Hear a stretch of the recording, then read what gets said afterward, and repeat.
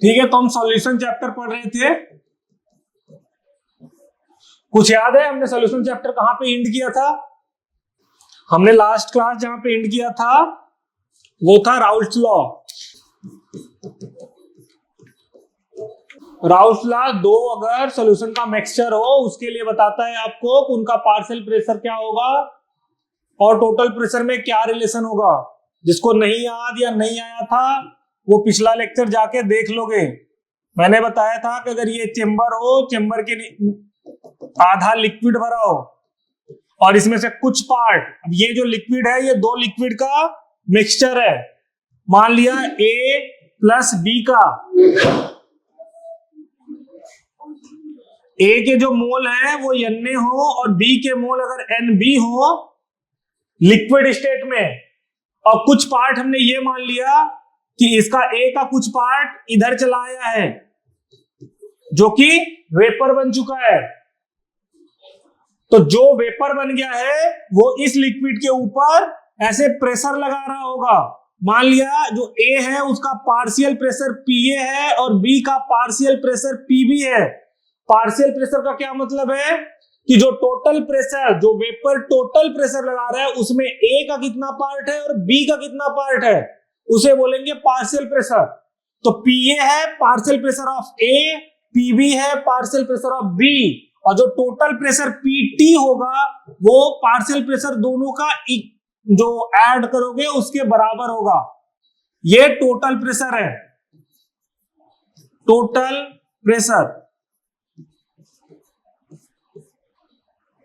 अब PA कितना होगा और PB कितना होगा, तो राउल्ट्स लॉ आपको बताता है कि जो PA होगा वो मोल fraction of A multiplied by P not A। अब ये X से क्या है, मोल फ्रैक्शन ऑफ A।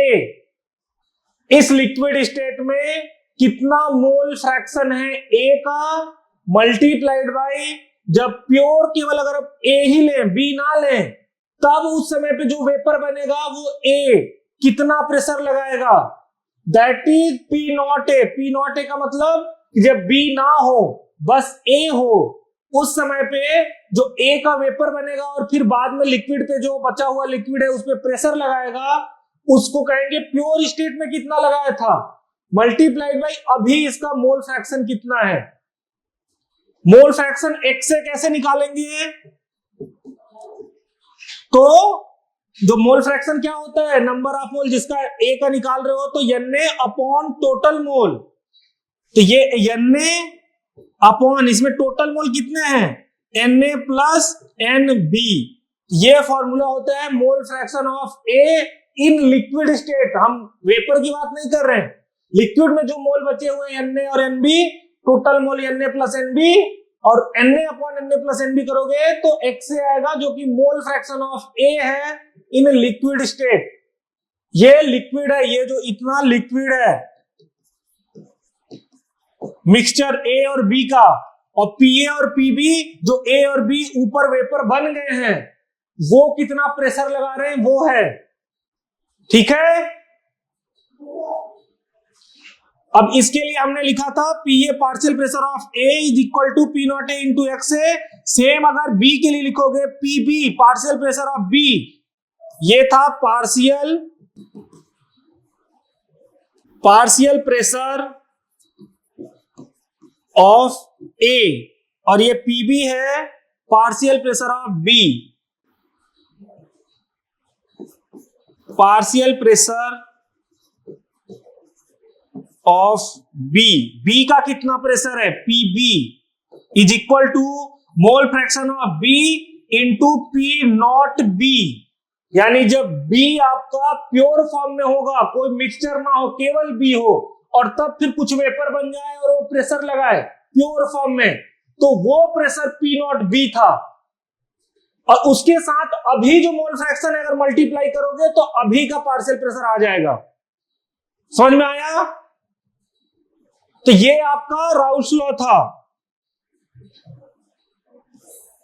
अच्छा, ये आपका है, ये दोनों फॉर्मूले हैं किसके टर्म में, तो अगर आपका मोल फ्रैक्शन इसमें पता है लिक्विड स्टेट में, अगर आपको मोल फ्रैक्शन जो वेपर फेज में है उसको पता हो तो भी आप कर सकते हो। ये x था, अच्छा xb क्या होगा, na की जगह पे nb upon na plus nb, ये फॉर्मूला था।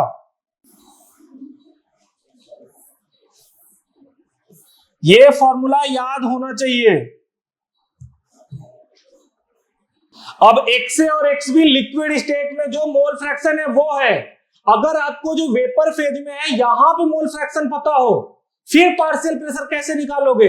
तो मान लिया कि वेपर फेज में जो इसमें से कुछ पार्ट वेपर बन गया है, मान लिया कि अगर वो A का मोल फ्रैक्शन YA हो और B का मोल फ्रैक्शन YB हो, तब पार्शियल प्रेशर कैसे लिखा जाएगा। दो if YA and YB are mole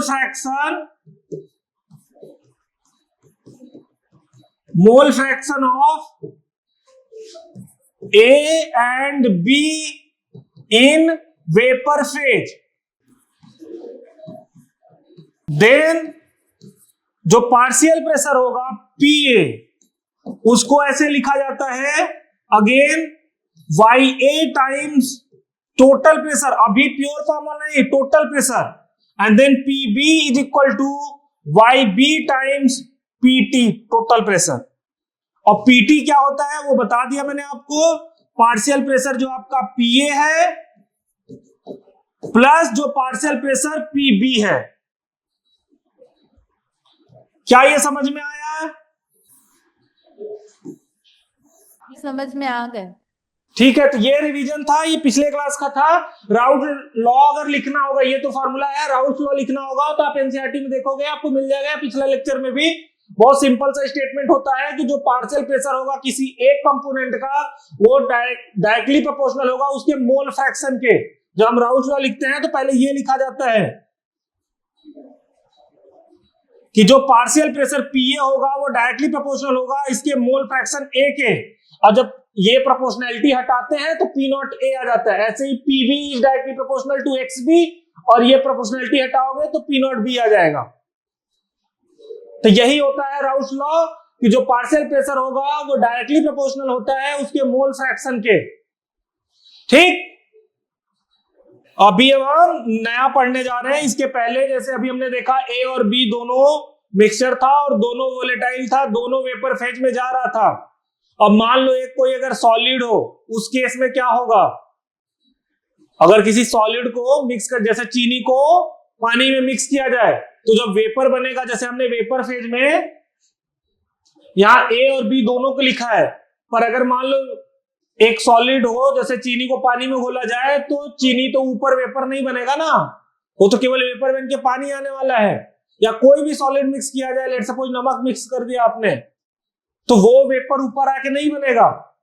तो उस समय पे जो वेपर प्रेशर होगा वो केवल सॉल्वेंट के कारण ही होगा, सॉल्यूट के कारण नहीं होगा। ठीक, क्योंकि जो यहाँ पे चीनी या नमक है वो यहाँ पे वेपर नहीं बन के आने वाला, केवल जो सॉल्वेंट पानी है बस वो आएगा। ये फॉर्मूला तब के लिए है जब दोनों के दोनों वोलेटाइल है। वोलेटाइल का मीन्स कि दोनों वेपर बन सकते हैं। जैसे लेट सपोज पानी और अल्कोहल का मिक्सचर हो तो दोनों जा सकते हैं वेपर फेज में। ठीक,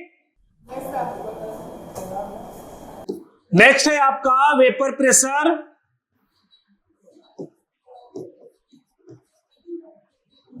of solution of solid in liquid. Means आपका जो सॉलिड है वो लिक्विड में है और जो सॉलिड है वो non volatile. Non volatile means इसका वेपर नहीं बन सकता। जिसको नहीं पता नॉन वोलेटाइल का मतलब तो लिख लेना कि वो वेपर नहीं बना सकता, वो बस सॉलिड ऐसे घुल के रह जाएगा, ऊपर नहीं जाने वाला वेपर बन के। सो इफ सॉल्यूट, यानी कि जो सॉल्यूट आपने सॉलिड ऐड कर रहे हो is non volatile, then vapour pressure then vapor pressure comes only from vapor of solvent, जो solvent होगा बस उसके कारण आने वाला है, and then from Raoult's law। अच्छा, ये पता है कि अगर लेट सपोज आपने सॉलिड कोई है, अगर उसको लिक्विड में मिक्स कर दिया तो वेपर प्रेशर कम होता है या ज्यादा हो जाता है? जैसे सिंपल वाटर का वेपर प्रेशर और फिर वाटर में नमक मिक्स कर दिया देन वेपर प्रेशर, तो कम होगा या ज्यादा होगा? क्या बोल रहे हो? ज्यादा हो जाएगा। ज्यादा नहीं होता है। जब भी कोई सॉलिड को लिक्विड में मिक्स कर देते हैं तो लिक्विड का वेपर प्रेशर घट जाता है, ठीक? Then vapour pressure comes only from vapour of solvent and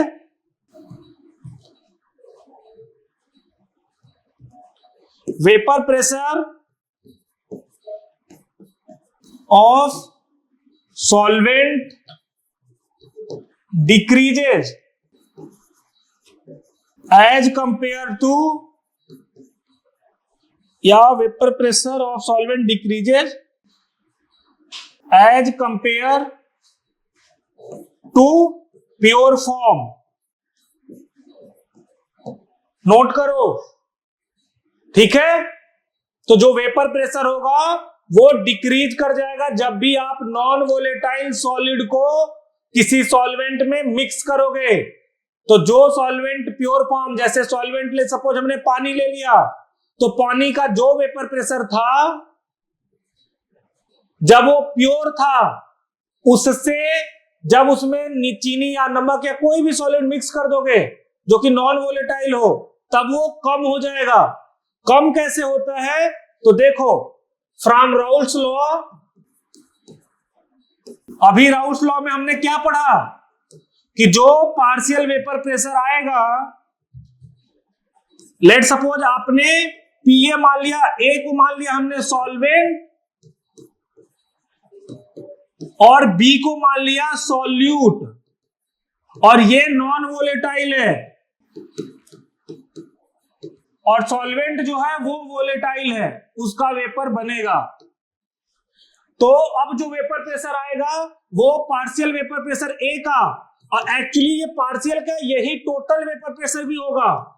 क्यों? क्योंकि जो पीबी होगा वो 0 होगा, इसका कोई वेपर प्रेशर नहीं होगा क्योंकि ये नॉन वोलेटाइल है। तो जो पीए होगा वो एक्सए टाइम्स पी नॉट ए था। पी नॉट ए क्या है? जब प्योर था पानी का। अभी एक्सए क्या है? Mole fraction. जब प्योर होगा तो उसका मोल फ्रैक्शन पूरा 1 होगा क्योंकि कोई मोल दूसरा होगा ही नहीं। पर जब सॉल्यूट आपने मिक्स कर दिया तो अब ये मोल फ्रैक्शन 1 से कम हो गया है। तो ये जब 1 से कम होगा तो जो प्योर था प्रेशर उससे मल्टीप्लाई करोगे तो ये टोटल को पीए को कम कर देगा, पी नॉट ए के बराबर नहीं होने देगा। ये पीए पी नॉट ए के बराबर कब होगा? जब ये एक्सए का वैल्यू 1 हो। यही है ना पानी का, और ये है सॉल्यूशन में सॉल्वेंट का पानी का ही, पर जब उसमें चीनी मिला दिया गया। ये पीए तब है जब बी सॉल्यूट उसमें मिला दिया गया, मींस चीनी नमक जो भी है उसे मिला दिया गया। और पी नॉट ए तब है जब मिलाया नहीं गया था, वो प्योर फॉर्म में था पानी। तो दोनों इक्वल कब होंगे? जब एक से 1 हो। एक से 1 होने का मतलब यह है कि कुछ भी मिक्स ना किया जाए, कोई मोल फ्रैक्शन दूसरा ना आए, क्योंकि टोटल मोल फ्रैक्शन हमेशा 1 के बराबर होता है। ये अगर चाहो तो ये पिछले वाले स्लाइड में यहाँ पे नोट कर लेना। ये जो एक्स और एक्स बी है, अगर आप ऐड करो एक्स ए प्लस एक्स बी तो ये 1 के बराबर होता है। कभी भी टोटल मोल फ्रैक्शन 1 से ज्यादा नहीं हो सकता। तो एक्स से जो बी का सॉल्यूट है, बी नहीं रहेगा तब जाके एक्स से 1 होगा। यहां मोल फ्रैक्शन थोड़ा सा भी अगर आपने चीनी नमक कुछ मिलाया है तो 1 में उसका भी पार्ट हो गया, यानी एक्स से 1 से कम हो गया। और एक्स से अगर 1 से कम हुआ, यहां अगर एक्स से 1 से कम हुआ तो ये जब इसमें मल्टीप्लाई होगा तो इसको भी थोड़ा कम कर देगा। जैसे लेट सपोज मैंने मान लिया कि x से हाफ हो, तो ये P नॉट A बाई 2 हो जाएगा, आधा हो जाएगा। अगर x को मैं हाफ मान लूं तो ये मल्टीप्लाई करने पे P नॉट A बाई 2 हो जाएगा। मींस कि जो पार्शियल प्रेशर है वो अभी सॉल्वेंट का, वो जो पहले था प्योर फॉर्म में P नॉट है, उसका आधा ही बचा। तो यहां से पता चलता है कि जब आप कोई सॉल्यूट नॉन वोलेटाइल ऐड करते हो किसी सॉल्वेंट के अंदर, तो उसका जो वेपर प्रेशर है वो घट जाता है। ठीक है, समझ में आया?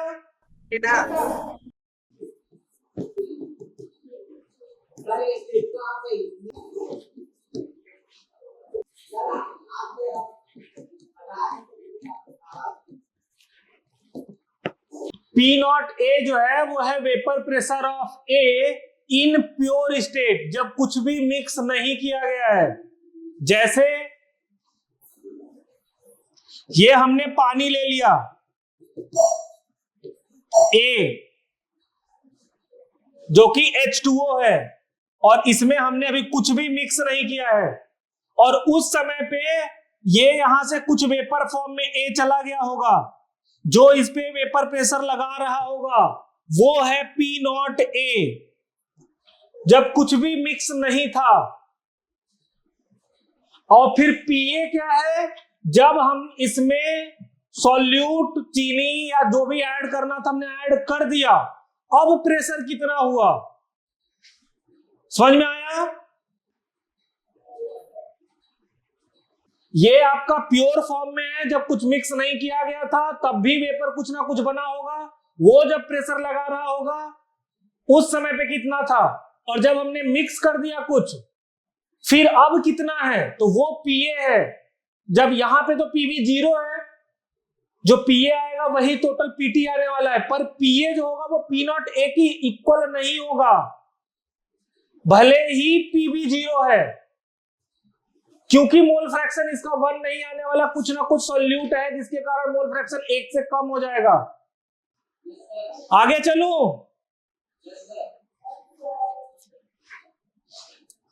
अब देखो कम होगा तो कितना कम होगा, अगर जब इक्वल आता है यानी राउल्स लॉ को फॉलो करते हैं सॉल्यूशन, उस समय पे हम कहते हैं उनको आइडियल सॉल्यूशन।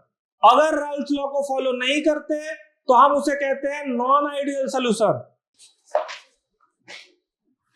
तो लिखो, सॉल्यूशन जो होता है ये 2 टाइप का होता है, आर 2 टाइप्स। पहला होगा आइडियल सॉल्यूशन। कौन होगा ideal solution? Which solution which follow, which obey या फॉलो, जो भी आप लिखना चाहो,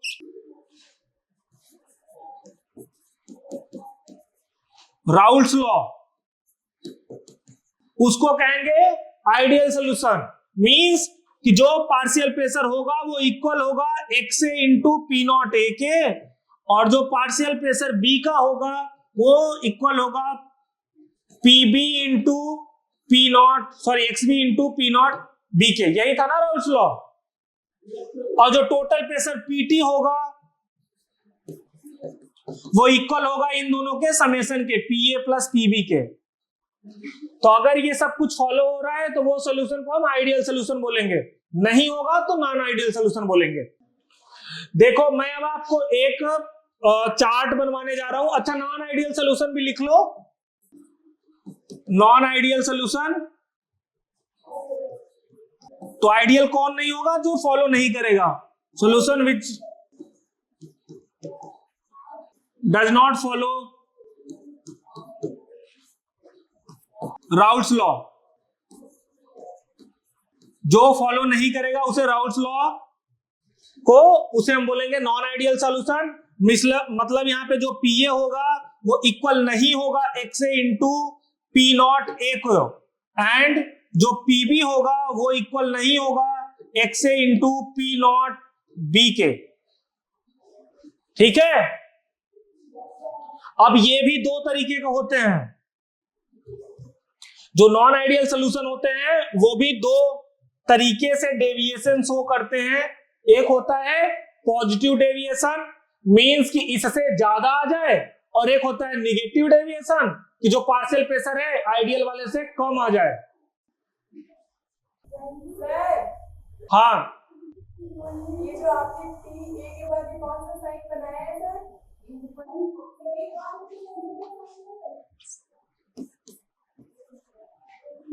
ये बोल रहे थे सर जो पी ए के बाद ये साइन बना उसे क्या बोलते हैं? ये वाला। Yes sir. अरे इक्वल नहीं है, काटा गया है। अरे ये इक्वल था ना, ऐसे इक्वल है। जब कोई इक्वल नहीं होता है तो ऐसे इसको काट दिया जाता है कि पीए जो है वो P naught A into x A के बराबर नहीं है और PB P not B into x B के बराबर नहीं है। ठीक, अब देखो, तो जो अगर आइडियल सोल्यूशन को फॉलो नहीं करेगा, मींस कि जो मान लो जो पीए है वो एक्स ए इंटू पी नॉट ए के बराबर होना चाहिए था आइडियल सोल्यूशन होने के लिए। तो ऐसा हो सकता है कि पीए P naught A x A से बड़ा हो जाए या कम हो जाए, छोटा हो जाए। तो जब बड़ा हो जाएगा तो हम कहेंगे कि ये positive solution, sorry positive deviation दिखा रहा है। जब छोटा हो जाएगा तो हम कहेंगे निगेटिव डेविएशन दिखा रहा है। So there will be two condition. क्या कंडीशन हो सकता है? पहला कि जो पीए है वो बड़ा हो जाए, जो आपका पीए है वो बड़ा आए P naught A into x A से। अगर ऐसा होता है और ये बड़ा है और सेम टाइम्स पे पीबी जो होगा वो बड़ा है P not B into x B से, तब हम कहेंगे कि ये पॉजिटिव डेविएशन है। इसको हम क्या बोलने वाले हैं? Positive deviation. Positive deviation. अगर इक्वल नहीं है तो दो ही कंडीशन हो सकता है कि ये पीए है इससे बड़ा है या छोटा है।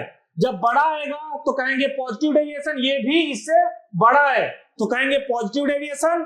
अभी जो पीछे मैं लिख रहा हूं आगे कि अगर ये छोटा आएगा तो हम कहेंगे कि निगेटिव डेविएशन। आगे चलो, तो ये था आपका पॉजिटिव डेविएशन। दूसरा होता है निगेटिव डेविएशन। निगेटिव डेविएशन मतलब कि जो मेन है उससे भटक जाना, उससे कम या ज्यादा आना। उस समय पे क्या होगा कि जो पार्शियल प्रेशर पीए आएगा वो छोटा आएगा P naught A into x A से, और सेम टाइम पे जो पीबी होगा वो भी छोटा आएगा P not B into x B से। तो इसको बोलेंगे निगेटिव डेविएशन। अब मैं आपको एक चार्ट बनवाने जा रहा हूं जहां पे मैं सारे और भी जो इसके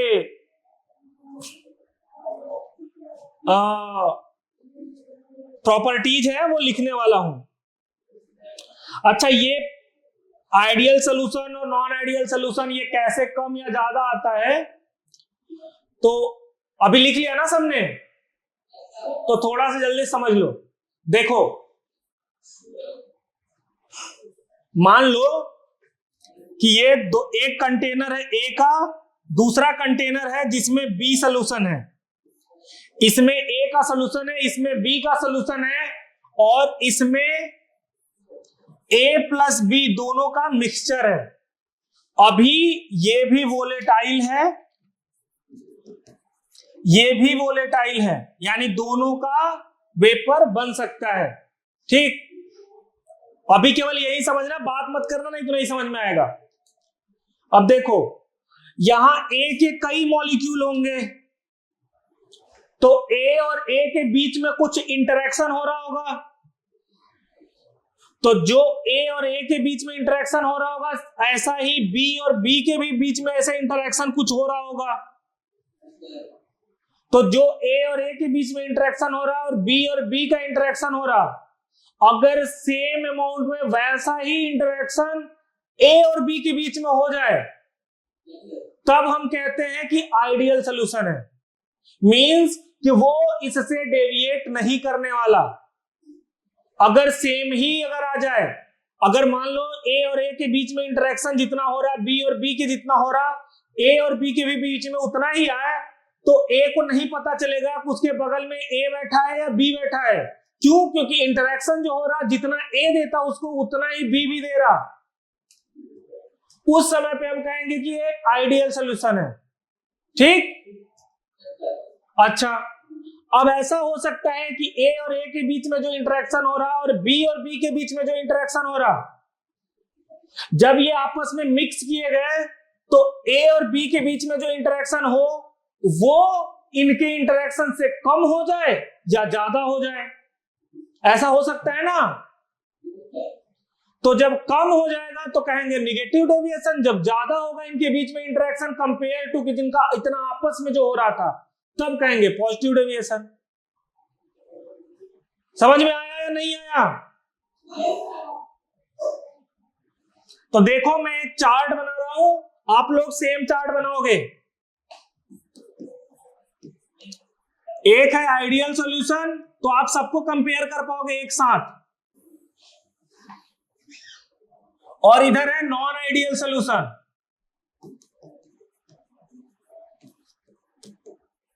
नॉन आइडियल सॉल्यूशन में भी दो होगा,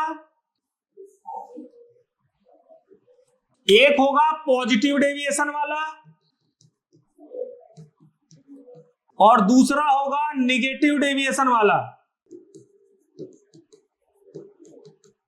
सही है? अब देखो, पहला प्रॉपर्टी लिखो दोनों के बीच में।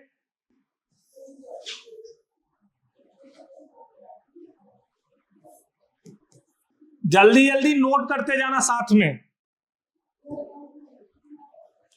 तो देखो, जो आइडियल सॉल्यूशन होगा वो राउल्स लॉ को फॉलो करेगा। तो पहला वही है कि फॉलोज राउल्स लॉ। जबकि नॉन आइडियल में चाहे वो पॉजिटिव हो या निगेटिव हो, दोनों नहीं फॉलो करेगा। So doesn't obey Raoult's law. और ये भी फॉलो नहीं करेगा, does not follow Raoult's law. ये समझ में आया? अच्छा, दूसरा क्या हो सकता है? अभी जो पीछे मैंने लिखाया कि जब आइडियल सॉल्यूशन होगा, इसमें जो पीए होगा वो इक्वल होगा P naught A into x A के, और जो पीबी होगा वो इक्वल होगा P not B into x B के। यही लिखाया। अब जो पॉजिटिव डेविएशन होगा उसका मतलब ये इक्वल तो इसके होगा नहीं, ये दोनों इनसे ज्यादा आने वाले हैं, तो पॉजिटिव डेविएशन, और कम आएगा तो निगेटिव डेविएशन। तो पॉजिटिव डेविएशन का मतलब कि जो पीए होगा वो ज्यादा होगा P naught A into x A से, और सेम टाइम पे जो पीबी होगा वो ज्यादा होगा P not B into x B से। और अगर ये छोटा आ जाए तो निगेटिव डेविएशन में चला आएगा कि जो पीए होगा वो छोटा होगा P naught A into x A से, और जो पीबी होगा ये छोटा होगा P not B into x B से। ये समझ में आया तीनों में? जब इक्वल होगा तो हम कहेंगे आइडियल सॉल्यूशन है, जब इक्वल नहीं होगा तो हम कहेंगे नॉन आइडियल सॉल्यूशन है। अब इक्वल नहीं है, अगर ज्यादा है तो कहेंगे पॉजिटिव डेविएशन दे रहा है, अगर कम है तो कहेंगे निगेटिव डेविएशन दिखा रहा। ठीक? अब देखो, थर्ड है आपका इनके इंटरेक्शन के बीच में क्या आने वाला है। इसी के बेसिस पे इनका जो एंथैल्पी होता है, डेल्टा जी होता है, मिक्सचर का वॉल्यूम होता है, वो चेंज होता है। तो इसके लिए लिखो कि जो आइडियल सोल्यूशन होगा इसका डेल्टा एच जो मिक्सचर होगा, मिक्सचर का एंथैल्पी होगा वो 0 होगा, एंड जो डेल्टा वी होगा मिक्सचर का वो भी 0 होगा, और जो डेल्टा एस होगा मिक्सचर का वो ग्रेटर देन 0 होगा, एंड डेल्टा जी जो होगा मिक्सचर का वो लेस देन 0 होगा। इसका क्या मतलब है? डेल्टा एच का मतलब एंथैल्पी है, यानी दोनों को जब मिक्स करोगे तो एनर्जी ना बढ़ेगी ना घटेगी, क्योंकि सेम इंटरेक्शन हो रहा था। जो वॉल्यूम है वो भी चेंज नहीं होगा, क्योंकि उनके बीच में ऐसा नहीं है कि बहुत इंटरेक्शन होके पास आ गए या बहुत दूर चले गए। जो डेल्टा एस होगा तो गैस अगर मिक्स करते हैं तो एंट्रोपी बढ़ती है, इसलिए जो डेल्टा एस यानी एस जो है वो एंट्रोपी है, एच एंथैल्पी था। अगर नहीं तो अपने कॉपी में लिख लो कि एच एंथैल्पी है, वी जो वॉल्यूम है, एस एंट्रोपी है, और जी आपका गिब्स फ्री एनर्जी है। तो वो जो डेल्टा जी मिक्सचर होगा वो लेस देन 0 होता है। ये कब का केस है? जब आइडियल सोल्यूशन है। जब नॉन आइडियल होगा उसके केस में देखो, जो डेल्टा एच होगा मिक्सचर का वो पॉजिटिव आने वाला है, यानी कि ग्रेटर देन 0। जो डेल्टा एस होगा मिक्सचर का वह भी पॉजिटिव आने वाला है, ग्रेटर देन 0, एंड जो डेल्टा वी होगा मिक्सचर का वह भी ग्रेटर देन 0 या पॉजिटिव दिखा सकते हो, एंड जो डेल्टा जी होगा मिक्सचर का वह भी ग्रेटर देन 0 होगा। सॉरी, ये लेस देन 0 बस होता है, और इसको भी पॉजिटिव हटा के ऐसे ग्रेटर देन 0 ही लिख लो। समझ में आया? तो जब इसका जो डेविएशन पीए पीबी अगर इससे ज्यादा आने लगता है तो जो मिक्सचर आता है इसका delta H delta S delta we ये तीनों 0 से ज्यादा आते हैं, यानी कि पॉजिटिव शो करते हैं। बस डेल्टा जी निगेटिव आता है, और डेल्टा जी सबके लिए निगेटिव होता है, तीनों के लिए। अब यहां पे चूंकि ये इससे कम है तो सब निगेटिव शो करेंगे। जो डेल्टा एच होगा मिक्सचर का वो लेस देन 0 होगा, उसे निगेटिव से ऐसे दिखा सकते हो कि निगेटिव होगा। जो डेल्टा वी होगा मिक्सचर का वह भी निगेटिव होगा, निगेटिव मतलब कि लेस देन 0। डेल्टा एस जो होगा मिक्सचर का केवल वो ग्रेटर देन 0 होगा, एंड डेल्टा जी जो होगा मिक्सचर का वह लेस देन 0 होगा। तो ये कंडीशन से डायरेक्ट क्वेश्चन पूछे जाते हैं, तो ये आपको पता होना चाहिए। अगर आप 12th के बाद कहीं कॉम्पिटिटिव एग्जाम के लिए भी पेपर दोगे, जो लोग सीयूईटी यूजी के लिए फिल किए होंगे 12th के बाद, अभी जब फिल करोगे अगले साल यूनिवर्सिटी जाने के लिए, तो वहां पे यहां से डायरेक्ट क्वेश्चन आते हैं कि नॉन आइडियल सोल्यूशन के लिए बताओ कौन सा कंडीशन सही है, आइडियल के लिए बताओ कौन सा कंडीशन सही है। ठीक? Yes sir. ये चाहो तो ये आप इसे पॉजिटिव भी दिखा सकते हो, ऐसे इसको पॉजिटिव दिखा सकते हो, और इसको भी ऐसे पॉजिटिव दिखा सकते हो, इक्वल करके ऐसे पॉजिटिव लिख सकते हो, और नहीं तो फिर ग्रेटर देन 0 भी लिखोगे तो कोई दिक्कत नहीं है। ग्रेटर देन 0 का मतलब ही होता है पॉजिटिव। हो गया? आगे चलो। Yes sir. ठीक है, नेक्स्ट देखो, सेम हम ऐसे ही लिख रहे हैं। आइडियल था आपका आइडियल सॉल्यूशन, फिर इधर बीच में था आपका नॉन आइडियल सॉल्यूशन, और नॉन आइडियल में एक था आपका पॉजिटिव डेविएशन,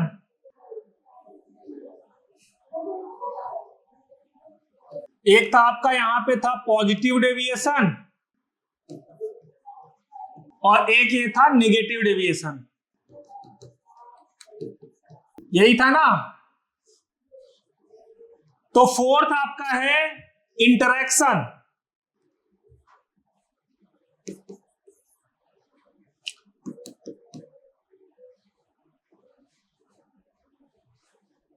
यहां भी इंटरेक्शन देख लो, और इसमें भी। अब हम जो मैंने आपको अभी बताया था ना, ए के बीच में इंटरेक्शन, बी के बीच में इंटरेक्शन, बस वही लिखने जा रहे हैं। आइडियल सोल्यूशन के लिए ए और बी के बीच में जो इंटरेक्शन है वो इक्वल कर लो, ए और ए के बीच में इंटरेक्शन या बी और बी के बीच में इंटरेक्शन। ठीक, जो ए और बी के बीच में इंटरेक्शन होगा वो ए और ए के बीच में इंटरेक्शन हो या बी और बी के बीच में इंटरेक्शन हो, उसके इक्वल होगा, तब हम कहेंगे आइडियल सोल्यूशन। समझ में आया? अच्छा, पॉजिटिव डेविएशन कब शो करेगा? जब ए और बी के बीच में इंटरेक्शन वो कम हो कंपेयर टू ए और ए के बीच में जो इंटरेक्शन हो रहा था या जो बी और बी के बीच में जो इंटरेक्शन हो रहा था।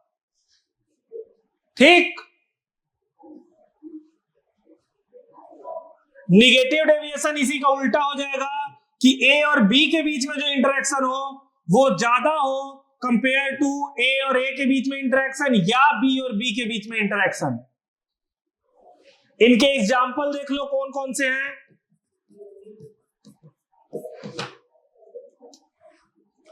इसका है क्लोरोबेंजीन, क्लोरोबेंजीन प्लस ब्रोमोबेंजीन। तो क्लोरोबेंजीन और ब्रोमोबेंजीन को आपस में मिक्स करोगे तो क्लोरोबेंजीन और क्लोरोबेंजीन के बीच में जो इंटरेक्शन होता है या ब्रोमो और ब्रोमो के बीच में जो होता है वो सेम इंटरेक्शन होता है जब इन दोनों के बीच में आपस में होता है। सेम है आपका बेंजीन प्लस टोलुइन या बेंजीन प्लस टोलुइन। टोलुइन का मतलब बेंजीन के ऊपर एक CH3 ग्रुप लगा हो। सेम आपका ऐसा हो सकता है n pentane plus n hexane, यानी सिंपल 5 मेंबर ऐसे वो चेन हो 1 2 3 4 5 या ऐसे 6 का हो 1 2 3 4 5 6। तो एन पेंटेन और एन हेक्सेन को भी आपस मिक्स करोगे तो सेम इंटरेक्शन होगा कंपेयर टू जब इनका आपस में हो रहा था। और लास्ट है आपका ethyl bromide C2H5Br plus ethyl iodide C2H5I, और एक और है CCl4 SiCl4, CCl4 plus SiCl4। Means in दोनों का, ये सभी का देखो दो दो का हमने लिखा है ना पेयर, दिस प्लस दिस, ये दोनों मिक्स करो या ये दोनों मिक्स करो, इसको A इसको B मान सकते हो, यानी A और B के बीच में जो यहाँ पे इंटरेक्शन होगा वो इक्वल होगा क्लोरोबेंजीन A के बीच में या ब्रोमोबेंजीन के बीच में। सेम ऐसे इन दोनों का। ठीक, इनका देख लो, इसका एग्जांपल क्या है, ethanol C2H5 OH plus H2O। तो इथेनॉल और H2O को अगर मिक्स करते हैं तो वो आपका पॉजिटिव डेविएशन शो करता है, नॉन आइडियल सोल्यूशन होता है। सेम है आपका acetone and carbon disulphide. Acetone का फॉर्मूला पता है आपको? एसीटोन प्लस कार्बन डाइसल्फाइड मतलब CH2। फिर है आपका एसीटोन प्लस इथाइल अल्कोहल। क्या बोला आपने? हाँ बोलो। किसका बोल रहे हो? हाँ CH3CO, सही है। फिर ऐसे ही है एसीटोन के साथ बेंजीन, फिर है इथाइल अल्कोहल और वाटर, आपने लिख लिया। अच्छा, carbon tetrachloride CCl4 plus chloroform CHCl3। CCl4 को बोलते हैं कार्बन टेट्राक्लोराइड। अगर ऐसे हिंदी में लिख के आ जाए तो कर लेना, कार्बन टेट्राक्लोराइड बोलते हैं और इसको क्लोरोफॉर्म बोलते हैं। ठीक है, तो ये ऐसे, ये जो एग्जांपल है ये है आपके पॉजिटिव डेविएशन वाले। अब निगेटिव डेविएशन भी देख लो, इनके एग्जांपल कौन कौन से हैं। अगेन इनका है acetone plus chloroform. Acetone plus chloroform मतलब CHCl3, chloroform plus benzene,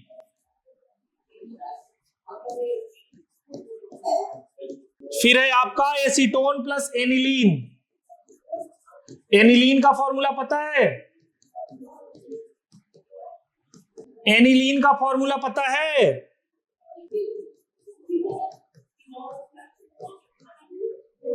aniline का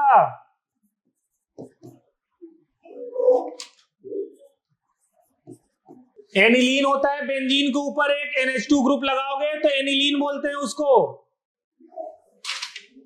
नोट करके जाना, जिनका नोट हो गया आप लोग जा सकते हो।